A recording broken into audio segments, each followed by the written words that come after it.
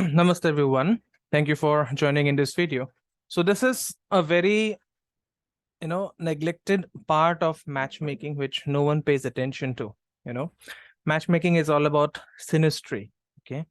And while I always admit that I don't really agree with the Gunamilan part of matchmaking, where they match the 36 gunas and decide on the compatibility factors, there are certain very nuanced aspects of matchmaking which need to be prominently examined before the astrologer can recommend or speak against two horoscopes or two people who are coming for a who are coming for matchmaking.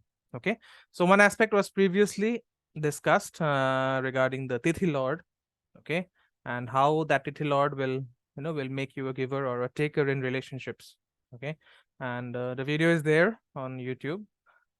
Maybe it was published a week ago, so you can go back to that video and check how one needs to be a giver and the other needs to be a taker. Okay, because a relationship where there are two givers or where there are two takers coming together will most certainly run into problems. Okay, so that having said, despite all the all the astrological factors and combinations and everything, there is I'm always of the opinion that your heart is the best astrologer. I've seen a lot of love marriages having very less points in Gunamilan and still they are doing very good. And there are some arranged marriages where there are a lot of there are a lot of points in the Gunamilan, and then those marriages have run into a divorce or separation. Okay, so don't do matchmaking unless and until it's absolutely necessary. Okay, or unless and until you want to check certain factors or parameters that requires you to maintain a bit of precaution in certain areas after marriage.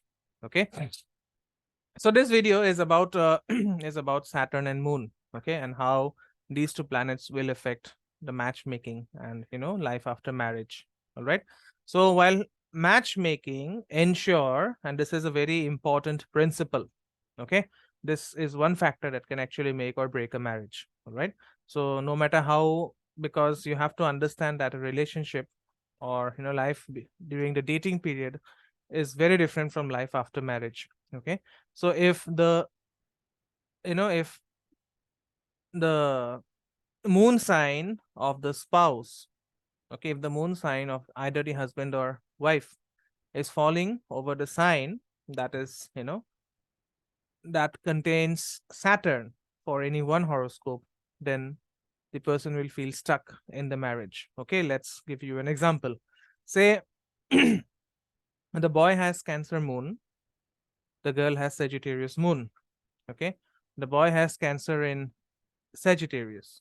So while overlapping the charts, you will see that the boy's Saturn, which is of course in Sagittarius, falls over the girl's moon, which is in Sagittarius. Okay, so Saturn for the boy, which is in Sagittarius, is coming over the moon for the girl, which is in Sagittarius. Okay, so when this happens, it can happen in reverse also. Say someone is having, say the boy is having moon in Taurus and the girl is having Saturn in Taurus. In that case also, the girl's Saturn is coming over the boy's moon.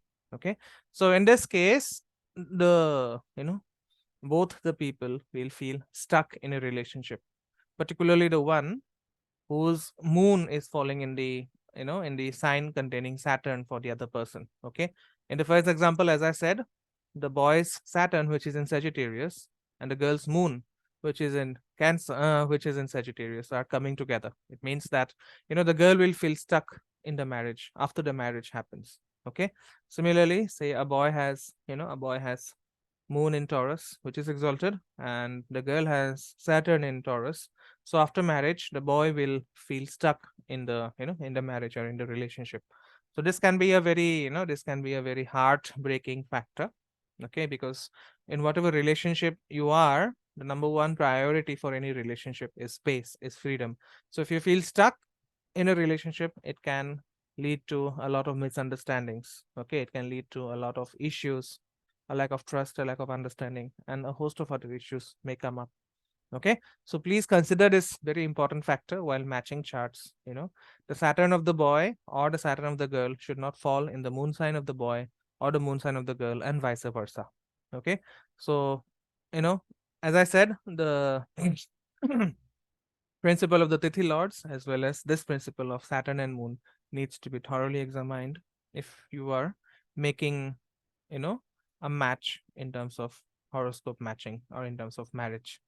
Okay, so try this thing out. See if you come across couples who have this phenomenon in their charts, and ask them how happy are they in their marriage, or how, how good they feel after getting married, and you will know what I mean.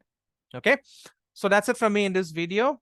Kindly subscribe to the channel, share the content if you find it useful, share it with your friends and family, and leave behind your valuable comments in the comment section.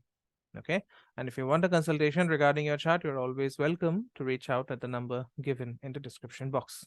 All right, so namaste. I'll see you soon in yet another video. Om Guruve Namaha.